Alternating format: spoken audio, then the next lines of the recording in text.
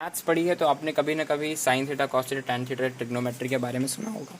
इसका मतलब क्या होता है, ये क्यों है, पहले बताओ कि इसका मतलब होता क्या है। तो किसी भी ट्राइंगल में एक हम ट्राइंगल बनाते हैं। मैं आपको साइन थीटा का पहले मतलब बताता हूँ। तो साइन थीटा का मतलब होता है किसी भी ट्राइंगल में आप देख पाओ तो किसी भी राइट एंगल ट्राइंगल का मतलब होता है एक एंगल 90 डिग्री का होगा, जैसे कि ये, और दूसरे एक्यूट एंगल हो सकते हैं। एक्यूट एंगल मतलब 90 डिग्री से कम वाले एंगल।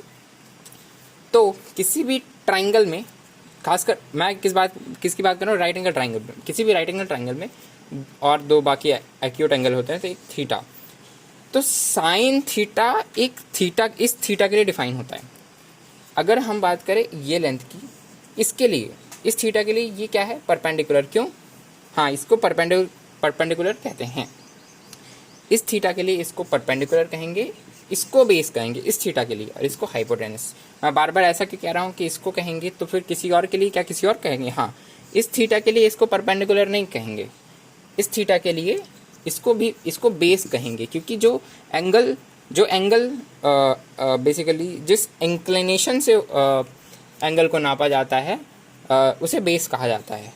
ठीक है, तो इसके लिए यहाँ से नापा गया है ये, तो ये बेस हो गया, ये इसके लिए ये परपेंडिकुलर है। ठीक है, ओके। तो साइन थीटा यहाँ आप ध्यान दें तो यह थीटा बना हुआ है। तो थीटा का मतलब होता है किसी भी साइन ऑफ थीटा, मतलब कि थीटा के लिए परपेंडिकुलर, इस थीटा के लिए परपेंडिकुलर अपॉन हाइपोटेनस। या हाइपोटेनस सबके लिए सेम है, हाइपोटेनस सबके लिए सेम है। तो साइन थीटा डिफाइन होता है ratio of perpendicular and hypotenuse is to hypotenuse. ठीक है, और वो थीटा के लिए होगा, मतलब कि अगर इसके लिए ये थीटा 1 है, ये थीटा 2, तो साइन थीटा 2 क्या होगा, साइन थीटा 2 क्या होगा, तो इसके लिए ये परपेंडिकुलर नहीं होगा, ये उसके लिए बेस होगा, ये परपेंडिकुलर होगा। तो मतलब कुल मिला के हम इस तरह नाम नहीं देंगे, हम एक ही नाम दे सकते हैं, चाहे वो हम इसको HP से ना डिनोट करके कंफ्यूज होते हैं तो हम AB से डिनोट करते हैं। तो साइन थीटा 2 हो जाएगा। इसके लिए परपेंडिकुलर क्या है, ये क्या है हमने डिनोट किया है, ये B डिनोट किया था, B/H। ठीक है, बेसिकली साइन थीटा होता है परपेंडिकुलर इज टू हाइपोटेनस। तो साइन थीटा ये क्या सेंस है, अगर आपके पास ये है, मतलब जैसे जैसे थीटा बदलता जाएगा, अगर इसको हम ऐसे करें या फिर ऐसे करें तो थीटा कम होता जा रहा है या फिर बढ़ता जा रहा है।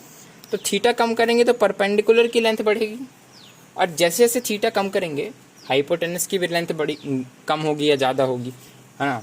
बढ़ाएंगे तो ज़्यादा होगी और कम होगी, है ना।